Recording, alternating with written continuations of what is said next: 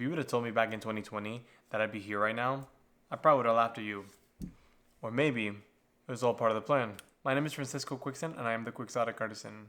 Dreaming big, almost delusionally big, is kind of my thing. Let's rewind to 2020. What was happening in 2020? I kind of don't want to say it, but everybody kind of knows. The world shut down. And this was the moment where I had finally gotten my big break. I was getting calls from professional bands. I was getting calls from orchestras. At this point, I had already emailed like every orchestra in the area asking if they needed substitutes, if I could just sit in for a rehearsal. I was really trying to perform, because when you go from college and you're performing in symphony orchestra and first year band and jazz band, and then you go to teaching and then nothing, like it gets a little rough out there. So I had finally gotten my break, and I was getting calls from people, directors. I made the right connections. I even was lining up a deal to record for a reading session where you get a bunch of music and you read it, sight read it for the first time, and then that goes on the website for directors to kind of listen to and get an idea of what's happening. But the world shut down, so there's no rehearsals, no concerts, no nothing. And at that moment, we had no idea how long this was going to be. Alone at the edge of a universe. So right before the world shut down, I thought to myself, maybe I should do what these professionals are doing and create an Instagram account where I kind of showcase myself practicing and connect with people that way. And it was just like an afterthought. I called this page FX Quixtan Musica. So it was just my name, Francisco Xavier Quixtan Musica, because it's in Spanish, and it was a little nod to the fact that I am Latino. But what I didn't know at the time was that by creating this page, I was opening the door to so many different things during the lockdown. Honestly, this is the only way that I stayed sane during the lockdown, because there was no concerts, there was nothing. I used this page to kind of connect with other people who we were all going through the same thing. So I was posting myself practicing. It was bad. I did not realize how bad of a player I was until I started recording myself.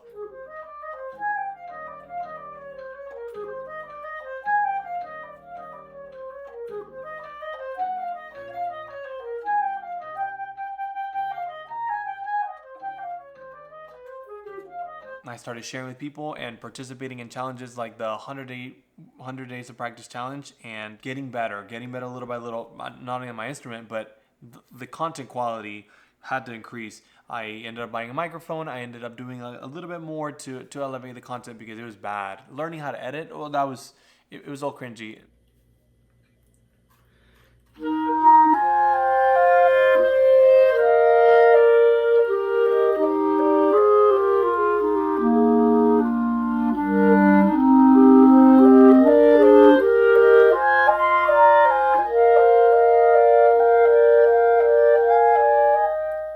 It was really bad. And I appreciate the fact that it was kind of me learning how to do things before the world reopened, because at that point it was just everybody was just on social media and just taking what they can get. So it was through these lessons and the microphone and the lighting and the hashtags and the videos that I ended up applying for a social media manager position for a professional band. And through recording myself, my playing, my conducting, my teaching, is that I got better, and I ended up applying for an assistant artistic director position for a community band. And I ended up getting the position. And it was through this combination of everything that I was doing that the name Quixotic Artisan kind of arose. The word Quixotic derives from Don Quixote, which is a famous Mexican novel. Also, my last name is Quixtan, which is a Mayan name from the Quiché tribe. Quix, it kind of plays along with the name. It means exceedingly idealistic, unrealistic, and impractical. And that's me.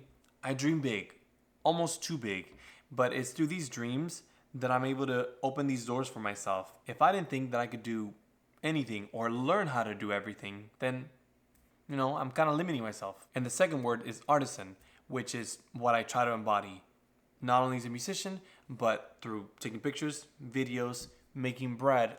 Anything that is artistic is what I want to do. I want to create with my hands, and that's one of my purposes in life, to create.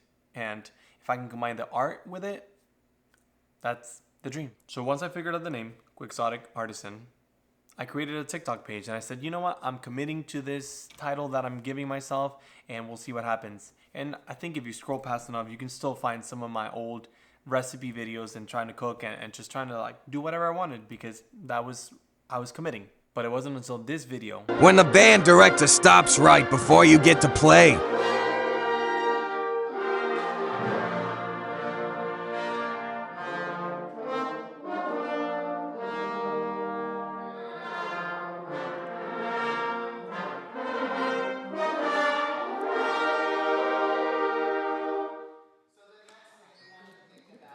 A simple and relatable joke that kind of sparked everything. This video got about, I think, 500,000 views.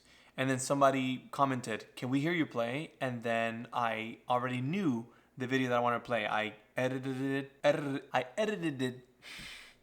I put together a video where I was playing and I put the music over it because I have been doing that for a couple of years and learning how to make that happen. And I posted it, and then 600,000, 700,000 views later, like I just kept following it, and then it was video after video, and I was viral on TikTok. But if I'm being honest, I am not consistent. I let a lot of things in life kind of get in the way. Because at first, when you're doing it, you get that dopamine from the likes, the comments, the follows, everything. It's just like you're all about it, but then you have to keep doing it. And it's a job. You show up to work and you have to get those things, those likes, and you have to create and come up with ideas. And burnout is real. Burnout happens.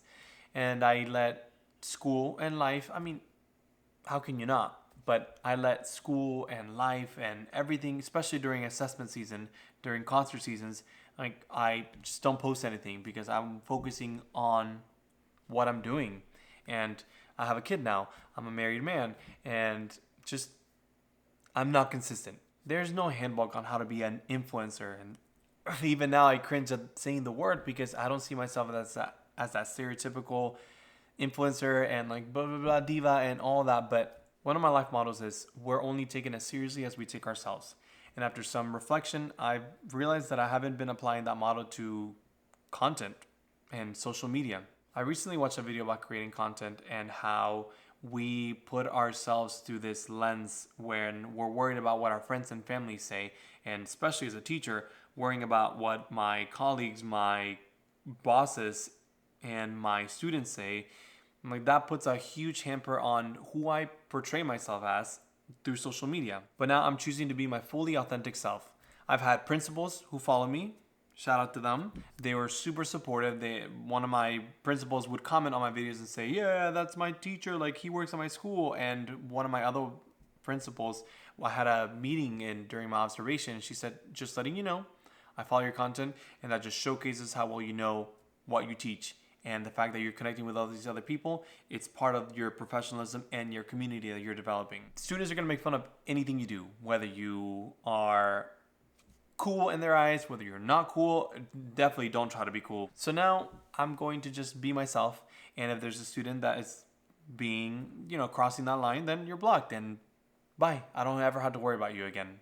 Unless, you're my class, but not through social media. Like that's, boom, gone. But one of the reasons why I'm embracing this title of influencer and moving away from the cringe aspect of it is because if there are companies such as TikTok, I'm a TikTok partner, and Meta, I'm a Meta partner, and I've competed on TikTok competitions and placed as a finalist, and there are companies who are partnering with me for me to create ads and sending me products.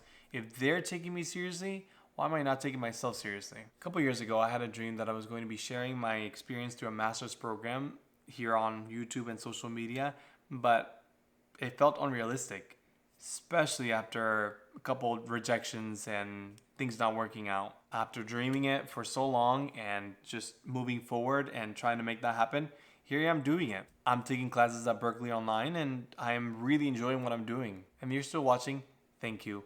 If you've been here from day one or you just stumbled upon this video and decide to subscribe and follow, you're part of the journey now. I'm sorry, I'm a person and I'm not promising that I'm going to be here every day posting and posting and posting and posting, but I will share my journey and my experiences as much as I can. My dream is to grow this channel, not just for me, but for kids and teachers and programs that are underrepresented. I've already donated some instruments to programs, and I'm working on getting more instruments to donate to those programs that don't have the resources to buy new instruments. I want to share their stories. I want to show up and support them with gifts and donations and instruments and music and anything that they may not have, because I remember what it's like to teach in those underrepresented communities. You have nothing. Sometimes. So if you've ever felt too small or not good enough, or that your dream is too big and unachievable, I'm proof that you can make anything happen. My name is Francisco Quixtan, and I'm the Quixotic Artisan. I dream big, I create, and thank you for being part of this journey with me. Subscribe, follow, share, or don't. Watch from the sidelines. I'm just glad you're here.